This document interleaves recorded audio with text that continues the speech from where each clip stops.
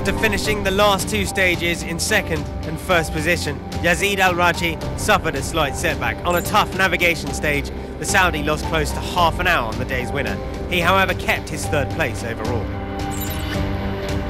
In the battle for overall victory, Janil de Villiers was on a mission to try and gain time on his rival Nasser Al-Attiyah. He took off 3 minutes in front of him, but it all went terribly wrong for the South African. A bad navigation mistake, and victory seemed to have faded away. That day we made a terrible navigation mistake, and obviously that cost us the race. So for sure now we can only try to consolidate something on the podium, but the race is over for us. A perfect day for the rally leader. Nasser Al-Attiyah was as comfortable as ever in the dunes of Chile. Second on the stage, he gained over 15 extra minutes on de Villiers. The winner of the rally back in 2011 in a Volkswagen, the Qatari was on his way to a second triumph, but this time at the wheel of a Mini. So unfortunate at the start of the rally, Nani Roma has been extremely consistent since day 3. On the way to Kalmar, he claimed his first special stage win at the Dakar.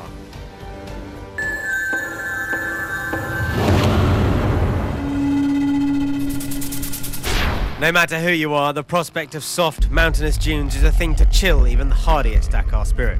For the truck of Andres Germano, their worst fears came to pass.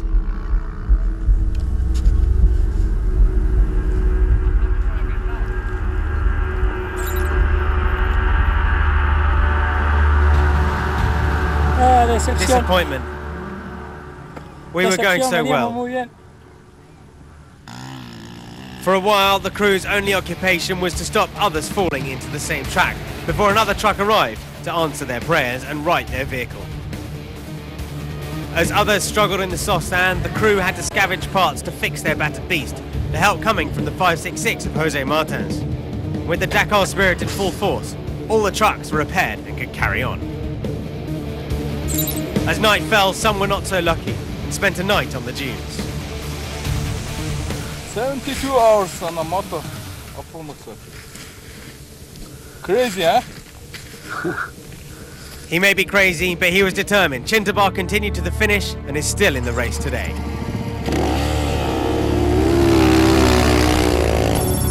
The riders made their last border crossing on stage 10 as they went to the highest special of the Dakar at 4,200 metres.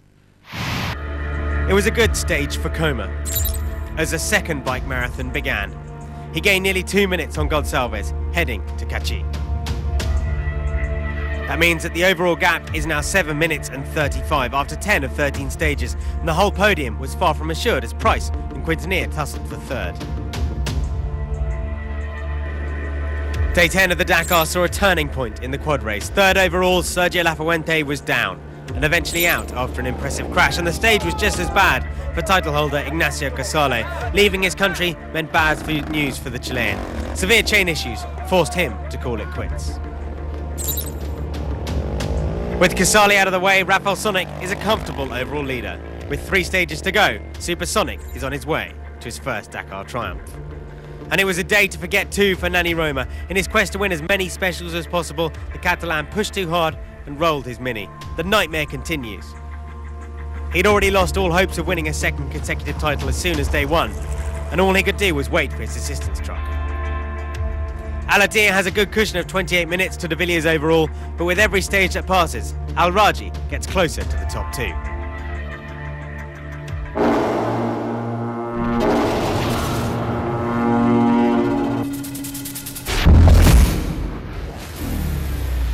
If you want to go for the most extreme thing in the Dakar, you go for the Malamoto. But you must be very crazy for that. Without assistance and with only a box to survive, this is one extreme challenge that Jurgen van der Gorberg has set himself.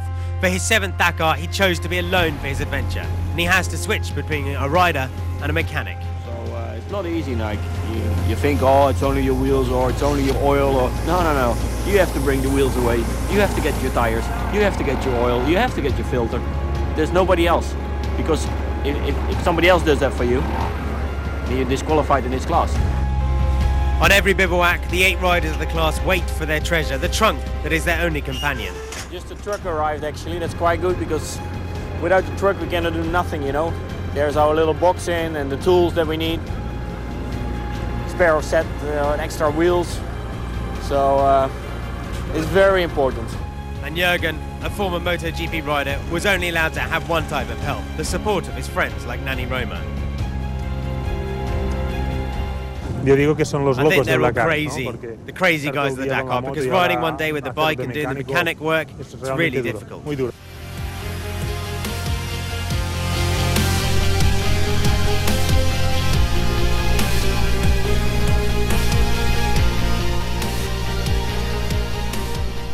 You get beyond your limits. It's like I explained to other people also. It's like climbing probably the Mount Everest without oxygen, you know, without any extra help. And this is how you have to do the Malamoto. It's by far out the most on the limit what you can do.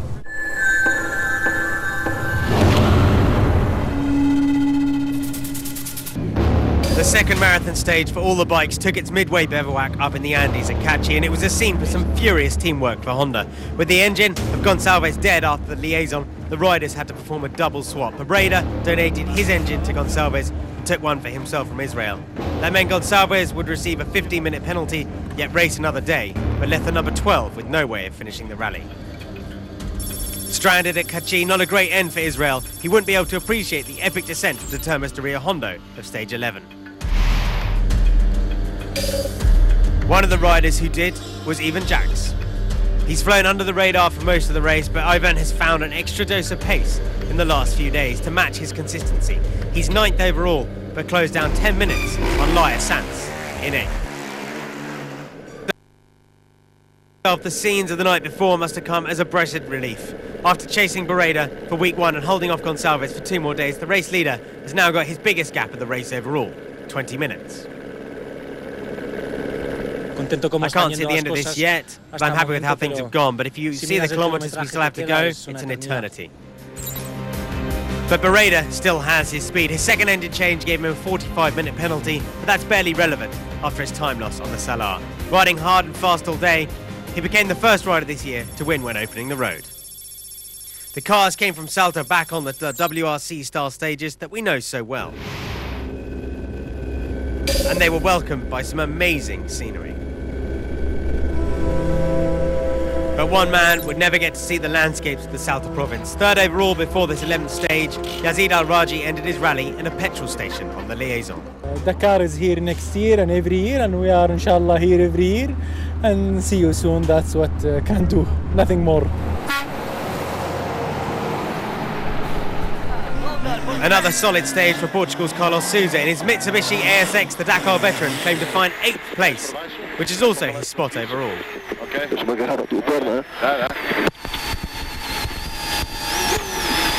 Okay.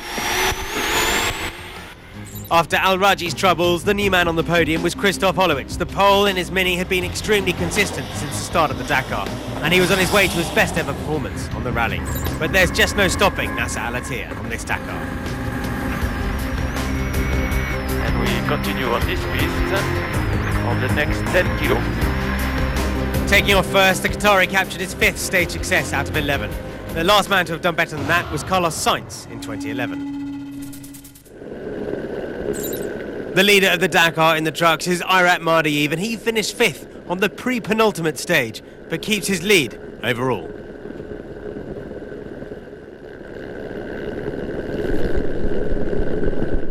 It's a long one for stage 12, 1,000 kilometres in total, a tough one for managing tyres on the fast 300k special. Riders were cautious today, with many choosing the hardest tyre normally used on marathon stations to get them to the start of the special with some grip left. Coma has been here before. The gap is relatively big, but not enough to allow him to relax too much. Starting 6th, he had the benefit of Faria slowing to ride behind him for security. KTM are playing a game they know well, but even now Coma is worried at the unexpected. It was another KTM that won the day. The second rookie of this year's Dakar, Toby Price. He started 6th and he led at every waypoint and every checkpoint, coming home 1:55 ahead of Barreda to take his debut win in the Dakar.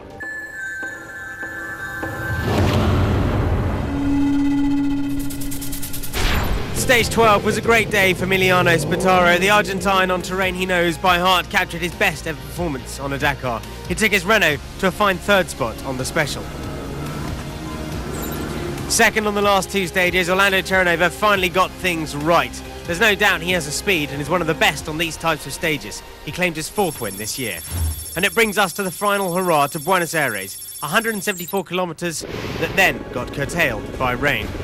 79 riders left to start and in reverse order, but everything was fine until they caught up with the rainstorm. Dust turned to mud and the grip turned to slip. Eventually, it was cancelled at checkpoint 2, much to the riders' relief. But even Jacques took his second special of the year in the treacherous conditions. Whereas Mark Coma, Mr. Smooth, had no worries in his last few kilometres. This rain means as much to him now as it did for his first win in 2006. Here we are, very happy, proud after a race that was demanding and run at a really high pace. And taking home a fifth victory is something that I never thought would happen in my life. Our top 10 then. Coma from Gonçalves, not the Honda we expected, but the Honda we deserved. Their best result in 25 years. Prize a rookie in third ahead of Quintanilla, a true force in fourth. Looking further back, we've got Svitko, Faria, Castor and Jacques, Laia Sant, and somehow Olivier Pan, the last of the top 10. Robbie Gordon started the Dakar with a second spot. He finished it even higher with a stage win. In between, he had all types of problems, but the American finishes on a high with his 10th special success ever.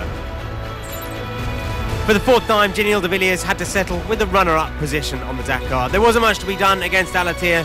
De Villiers will be back, even hungrier, next year.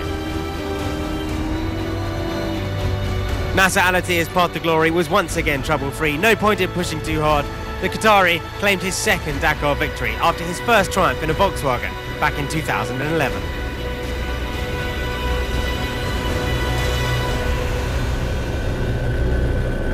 I remember 2011, because the finish line was here. And I was so happy, because it's a special moment for me. And I said, okay, if will be the finish here, I will try to do it again.